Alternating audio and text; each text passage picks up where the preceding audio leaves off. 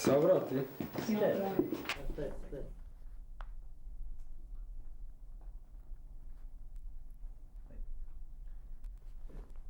Atomic time is, in a certain sense, the ultimate method, basis, standard for timekeeping. It was an ideal which was conceived in the late 19th century already, when it became clear that the atoms of the elements, the chemical elements, were for all physical purposes identical, one with another. And so when that was recognized, it was immediately clear that the vibrations of atoms would be essentially uniform, invariable, and would therefore be the natural standard of time, quite in contrast with all the other devices which were used for timekeeping, which depended upon the peculiarities of the individual timekeeper, how this particular clock was put together, what the dimensions of the Earth as rotating timekeeper were, and so on. So it was rather than a question of when physics and technology advanced to the point that this ideal, which physicists had had in mind since the late 19th century, became seizable as a operational technology. And this was really after the Second World War, in consequence of the developments in radio and microwave radar technology during the Second World War. And then these developments, together with further physical developments in the physics laboratory in the post-war decade, made a number of different realizations of the atomic clock possible. And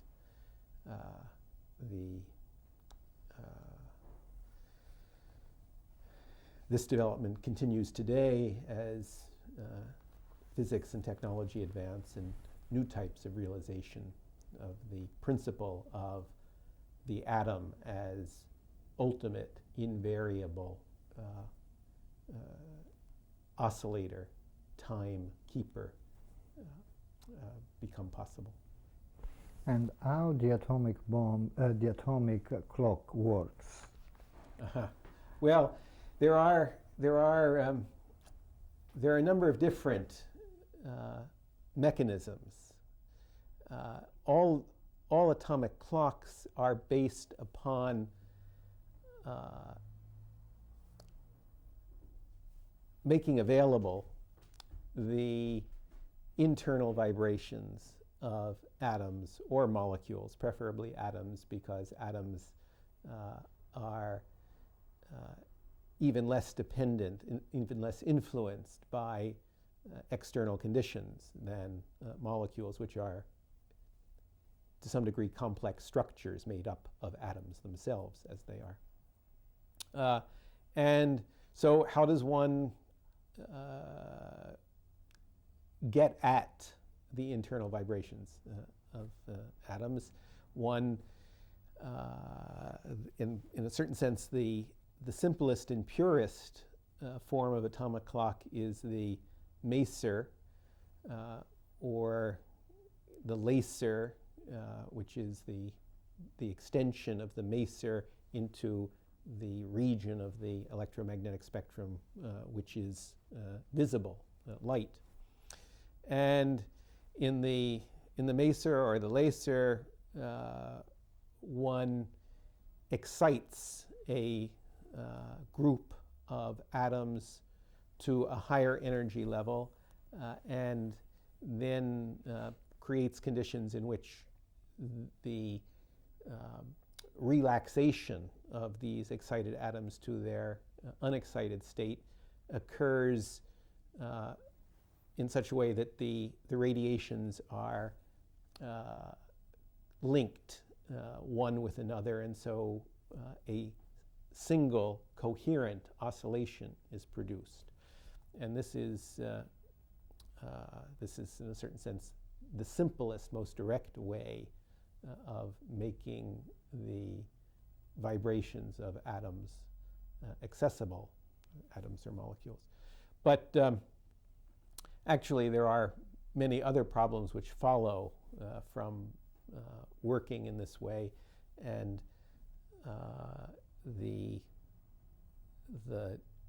precise frequency that one obtains in such a manner is influenced by the resonant cavity and such other mechanisms that one uses in order to ensure this coherence of radiation by these excited atoms. And so other devices are generally used in order that one have a more accurate, more reproducible, more reliably known frequency. And these devices essentially depend upon stimulating the atom in question with a independently generated electromagnetic wave, and then observing whether the atom responds acutely or diffusely, so that when the atom responds most acutely, then you know that the stimulating radiation is of exactly the frequency of the internal vibration of the atom. And with this knowledge, why you know that the source of your external electromagnetic wave, vibration, oscillation is operating at exactly the frequency of the atom, which is to be used as the standard. And this too, there are various realizations of this. The one that is used as national time standard in the United States and Canada and Great Britain and France and Germany and the Soviet Union is a beam of the atom in question, a cesium atom, a beam which travels in a straight line down a long evacuated tube or cylinder, and is there manipulated by magnetic fields and operated upon by oscillating radio waves. And such are the means used for taking the pulse of the atom. Which one are the social implication of atomic time? There is any social implication? Well, it is in a certain. It has a certain kind of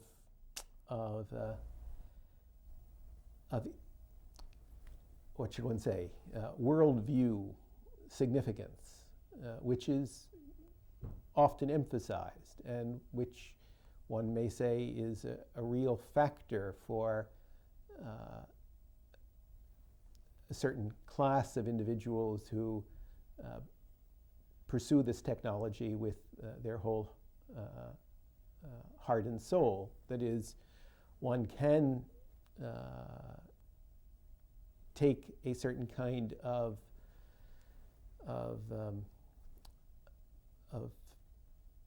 worldview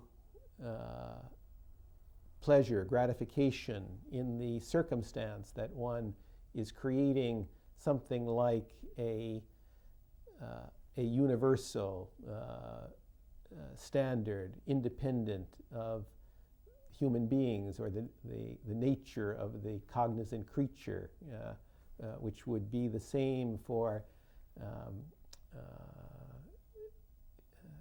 beings on Mars or in another galaxy. And this is a motivation not to be dismissed for some of the scientists who pursue such goals. It is, however, I think,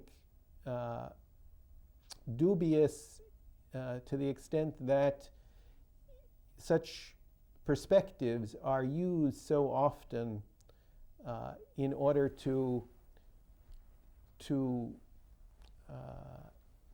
engage public interest in the science and technology, and so often, therefore, to idealize, romanticize, and in a certain sense, mystify with the willing participation of a public that consumes such forms of popularization, when in fact the resources which are available for developments of this kind actually derive not from enthusiasms for the ideal goal of freeing time from anything anthropomorphic or bound to the peculiarities of this earth, but derive so much more from the particular social, political, geopolitical, military interests and conflicts which beset this particular earth. And even also, to a certain extent, the question simply of national prestige in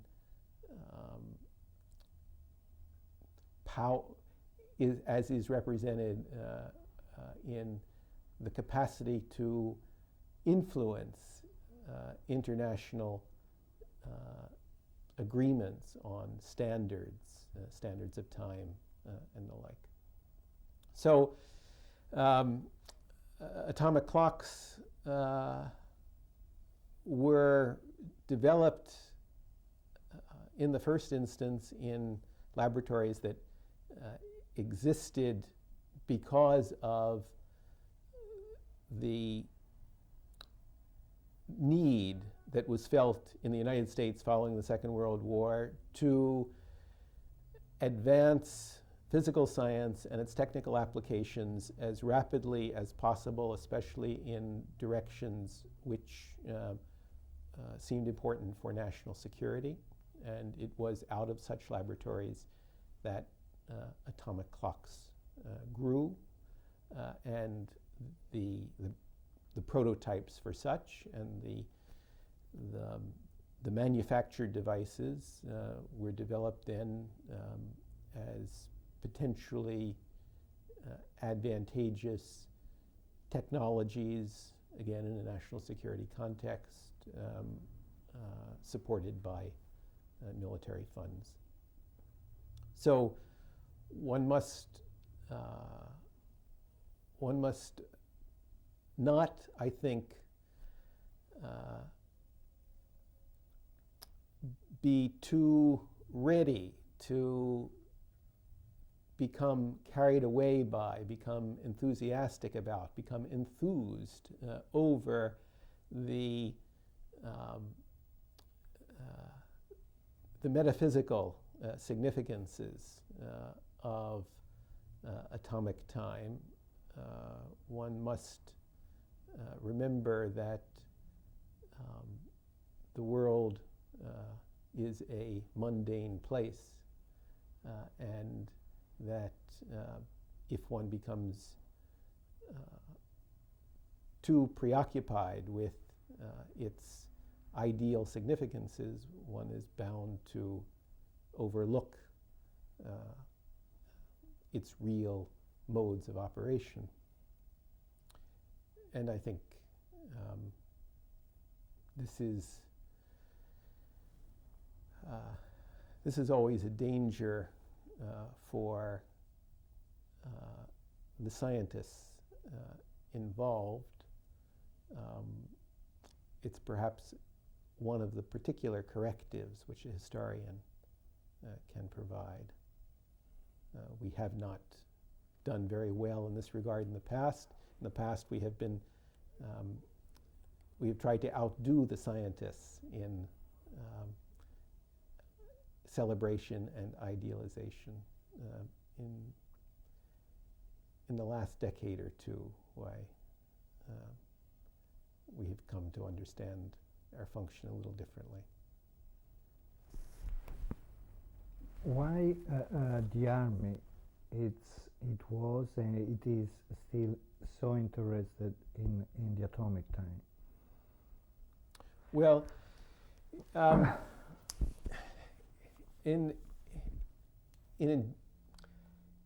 one can say, without entering into any particulars and specifics, one can say that the Army, and in general the Air Force and the Navy, the military services, are interested in every superlative technology simply because it is superlative, or rather in every superlative technology simply because it allows them or the nation which they are there to defend, it allows them to do something which the envisaged enemy is not able to do, or not able to do so well, or to in so superlative a degree. And anything that one can do in the world, in a practical, technical way, better than another party can be converted into a military advantage, or at least can be converted conceptually into a military advantage in a situation in which the competition, the military competition with the enemy, the Soviet Union for so many decades since the Second World War, is conceived as a process of remaining ahead of the enemy in technical capacity, in technical sophistication, in essentially in superlativeness of the armamentarium. And as this was how the United States understood its advantage or its superiority in the competition with the Soviet Union, how it understood it to such a large extent, it so largely saw the Soviet Union as representing quantity, the United States as representing quality and excellence and superlativeness. And so everything that one could do, without exception, literally without exception, is a military advantage. Now, in the case of timekeeping, it's really very direct, because timekeeping converts immediately into navigation and position location. From the 18th century, from the time when the British Parliament offered a premium for anyone who would find a way to discover the longitude, to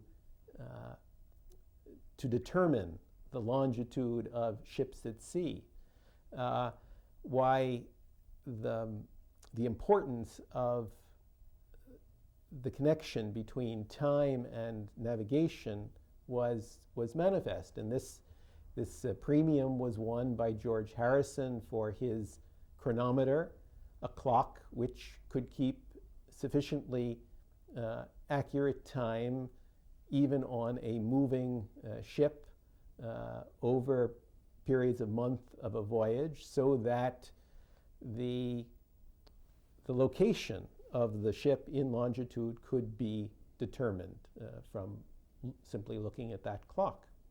And the same remains true today, that the more precise the timekeeping, the more precise the position location.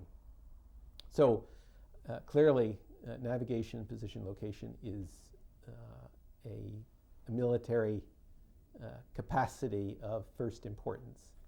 And it goes so far that with atomic timekeeping, the position location can be within 10 meters anywhere on the surface of the Earth. Well, this can be very useful for all kinds of military operations. And there are other applications especially in the navigation of ballistic submarines, nuclear submarines, which must remain underwater and out of contact with other communication systems for a long time.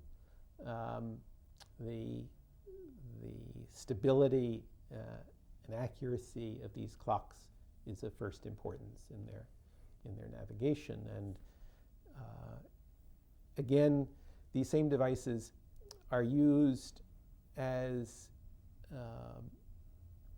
in national security communications, because if you can synchronize your clock with unique accuracy, unique precision with that of the person with whom you intend to communicate, then there are problems of encoding which are made much simpler, or there are capacities for encoding your communications which are can ensure against the decoding of your communication. So you can readily imagine that if a code depends upon the sending and the receiving transmitter and receiver having the same time synchronization, why this is a way of preventing anyone else from breaking into that code. And this is used very commonly. Well, you were saying, you just told me the ideology that is behind the military, okay? That they are always looking for something that is better. Doesn't matter if they need it or not at the moment, but it's the ideology of the magic weapon somehow. Okay? What happened with society? You know, when you have this ideology that has been spread all over the country. Well, what so is in other terms, which one are the social implication again? You know? Yes. Well, it's certainly a principal social implication of the United States conception of the Cold War and its competition with the Soviet Union is that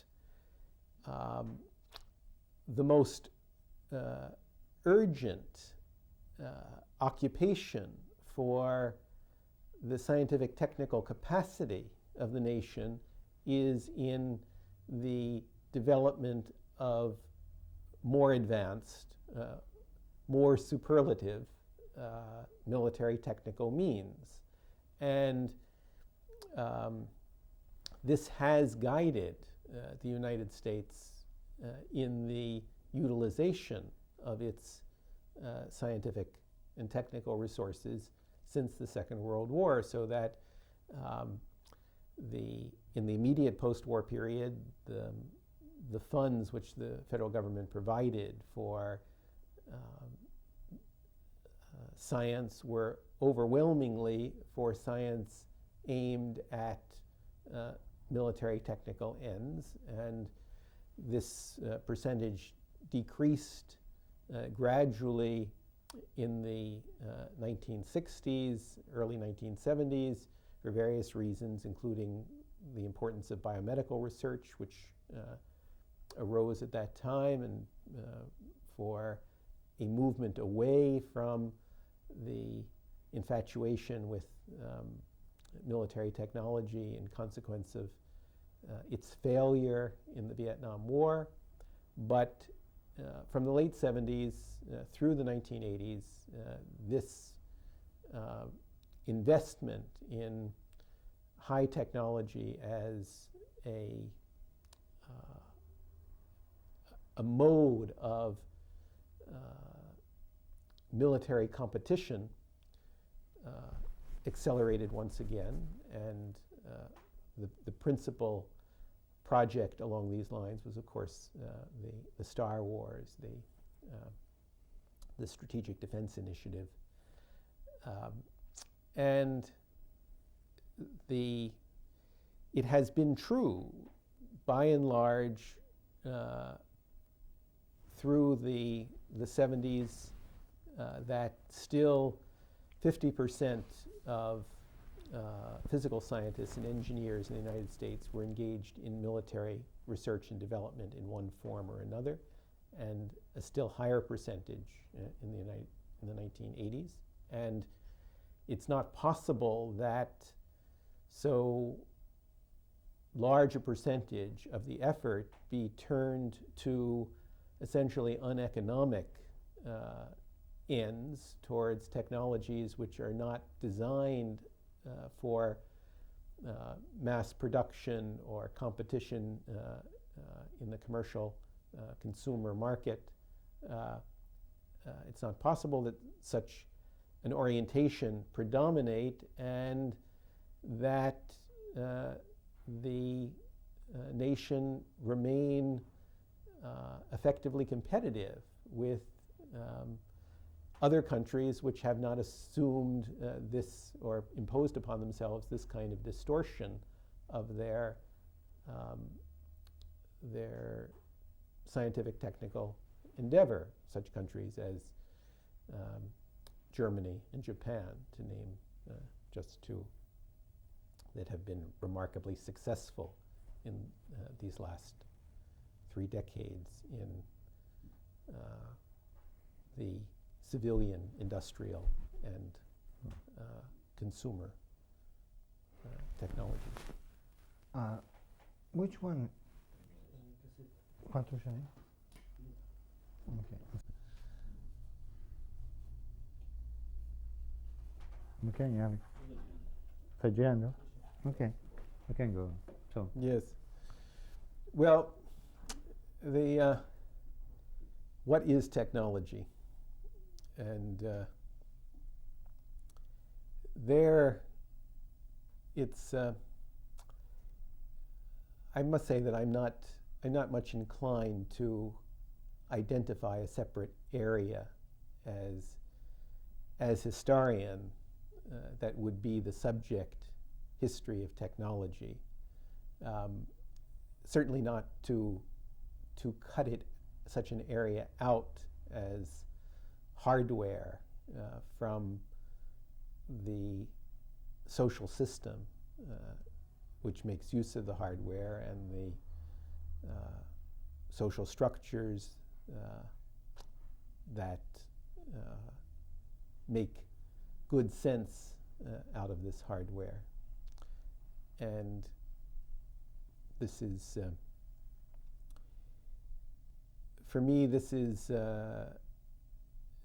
not so difficult a problem, because I don't assume responsibility for the vast history of technology. One must understand that the choices in order to facilitate investigation or study and I find it excusable when the historian who identifies himself as a historian of technology and takes responsibility for technology from the pharaohs to the presidents, why, if this study is going to be possible at all, why perhaps one has to circumscribe it in some way. But one recognizes that that's very artificial, as indeed the history of science, as it was pursued to such a large extent in the past, depended upon a rather artificial circumscription of the subject, but circumscription which was necessary in order that the historian have something that was comprehensible, that is, could be grasped, that was not too large to handle or manage. It is a great problem if one accepts the complexity of the social activities that are science or technology, and to deal with them in their incredible complexity, one is almost obliged to limit oneself in various ways, temporally to a relatively short period of time, nationally to perhaps one country,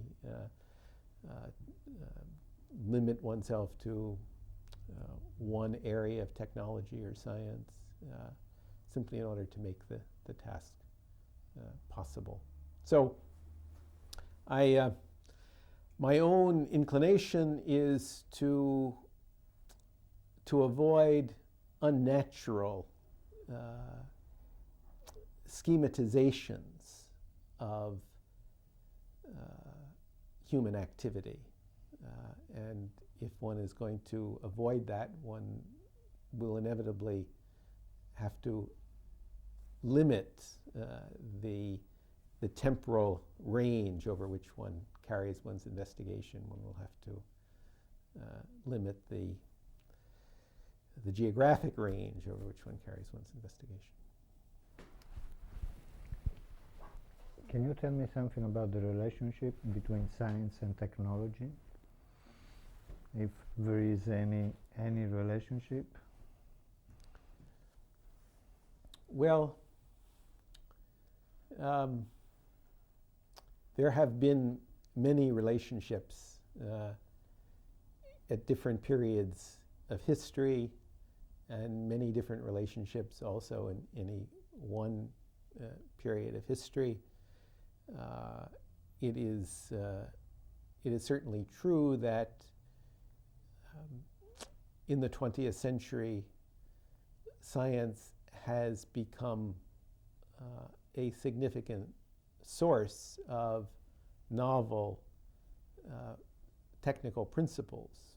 One cannot say that most of comes out of science, but because most technological innovation comes out of existing technology by incremental additions and modifications, but the investigation of the natural world, first the physical world and more recently the biological world, has clarified ranges of natural processes, and these have gradually become incorporated into technological systems, where technology is essentially ways of using knowledge to alter the conditions of life. And that means, by its very nature, technology implies the circumstances under which people live and work, and that science has contributed to such changes in the 20th century is not to be regarded as the result of science of its own nature, for science is itself nothing of its own nature. It is itself a inquiring activity of society, just as technology is an environment manipulating activity of society. And the dimensions of science, the directions in which science operates, the amount of effort which is carried on, these are all the result of social decisions and social investments. And these decisions and investments have, in the 20th century, become essentially linked to, directed by anticipations of technological utility, technological innovation. So it is managers of this process must puzzle themselves continually about what's the most efficient, what's the most effective way of pulling technology out of an area of scientific investigation. But these are, as these activities, science and technology, are nothing intrinsic in themselves. They have no ideal existence separate from their roles or manifestations as modes of human social activity. Why it's the question of their relation is not a question which can be answered in itself, but can simply be explored as society has tried to pull these activities together, hold them apart in certain circumstances, as the physicists have tended to want to do to some extent for their own good reasons, to hold them apart and yet to push them together also for their own good reasons. What happened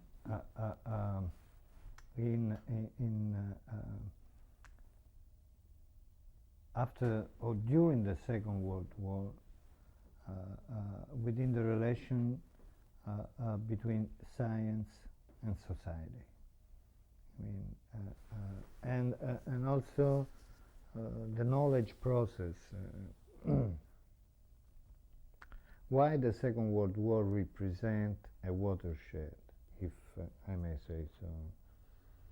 Well, it represents a particular watershed in the United States, or a watershed particularly in the United States, because up until the Second World War, the national government, the federal government, took nearly no responsibility for the maintenance and advancement of basic science, basic scientific research, education in science, and only very limited responsibility, very, very limited responsibility in technology, only those technologies which were understood to be connected with government functions, a certain amount of military technological research, a good bit of agricultural technological research. But science, especially basic science, and the university system, the system of higher education in which basic science was pursued, was, until the Second World War, or until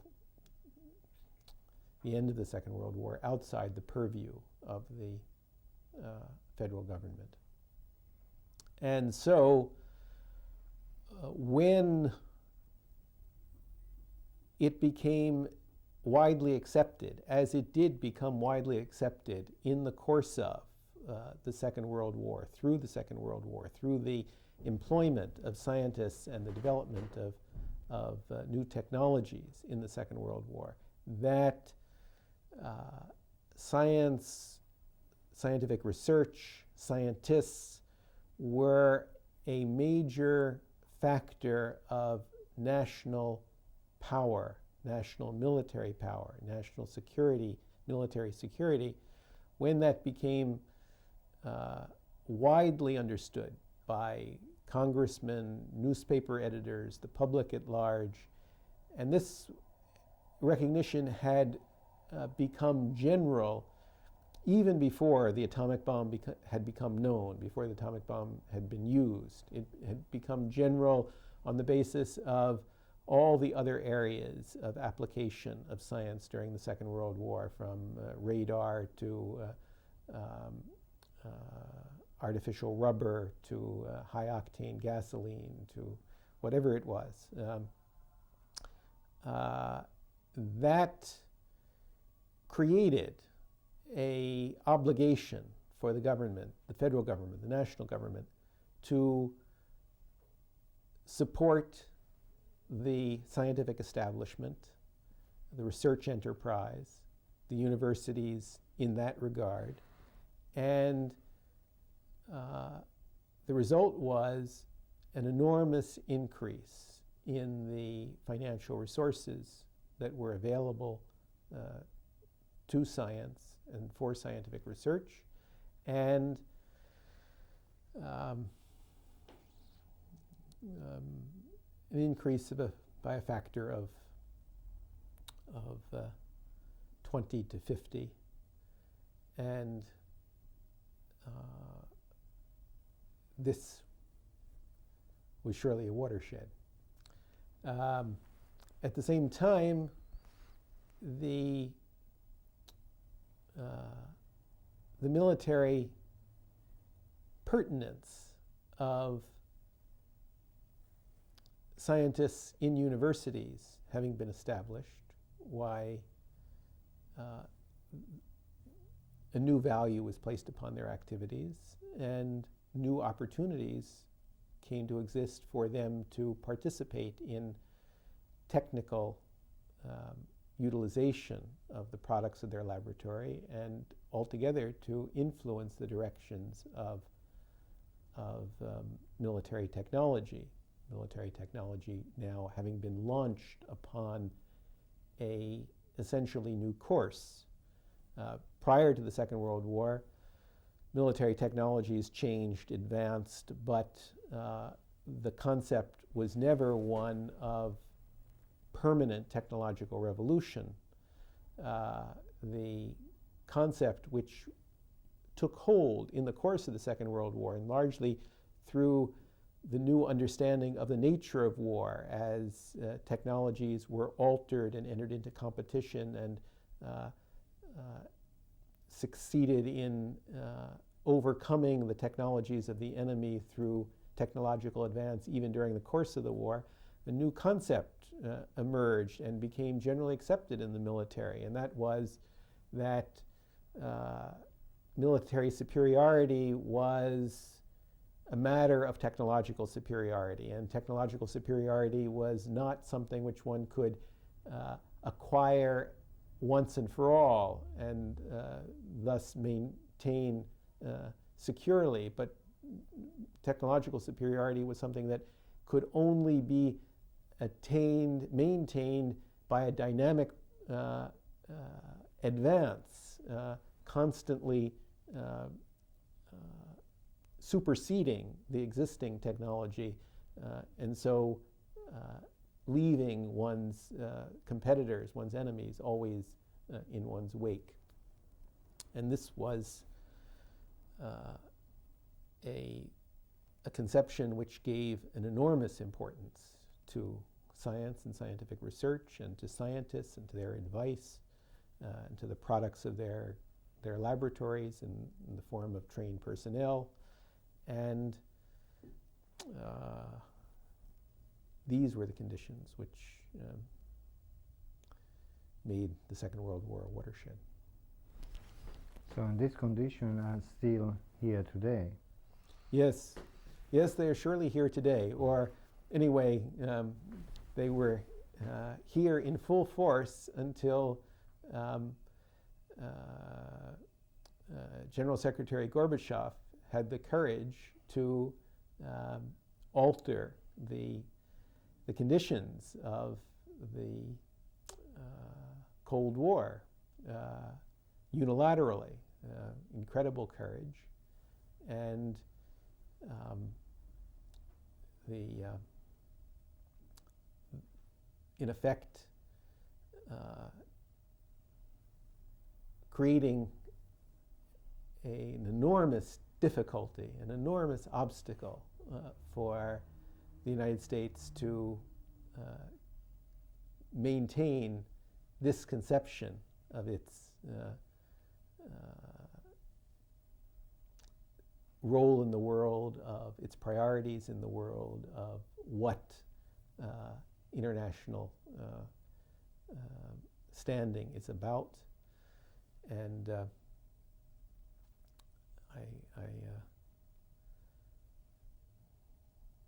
it is like to change the paradigm for United States.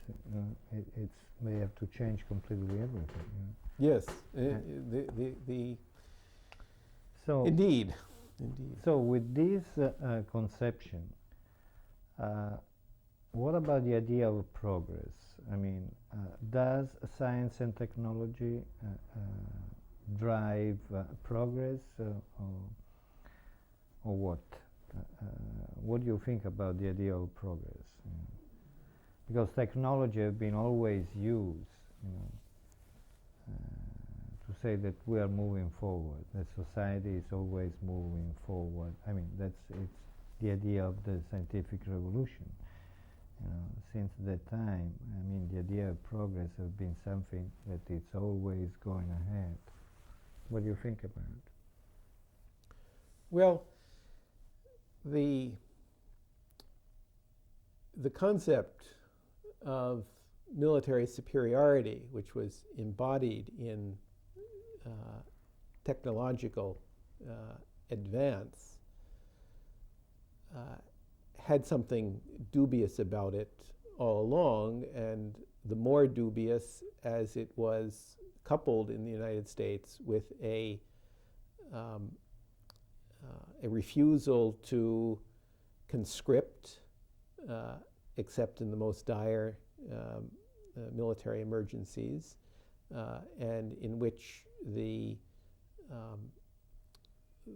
army could obtain only the least capable of the young adult population, and in which one was then creating ever more complex technological weapon systems with a progressively less capable manpower to make use of them. So there were many well familiar with the US military who called our endeavor senseless, nugatory, in effect a military program that was not creating the possibility of significant success in war, but creating simply a mechanism that was non-functional. And so this is not to deny that the technology is a superlative technology, and that there are people who can make it do incredible acts achieve incredible results. It's only a question whether this is a practical way to fight military conflicts. Let us,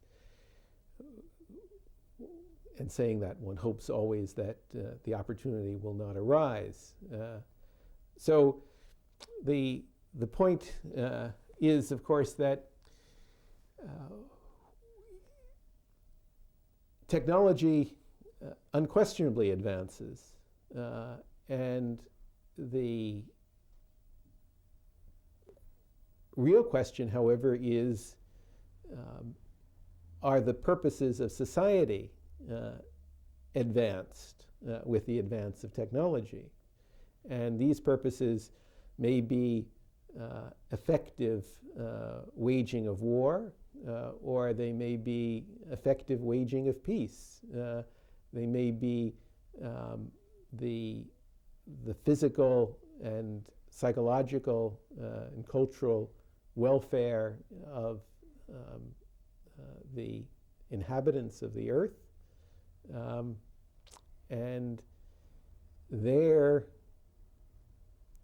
of course, the superlativeness of the technology and its effectiveness in promoting true welfare are two wholly different questions.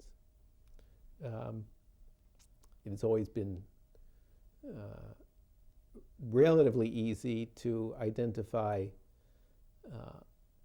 diffusion of technology, the multiplication of technological devices and their making them available to wider and wider populations with progress. But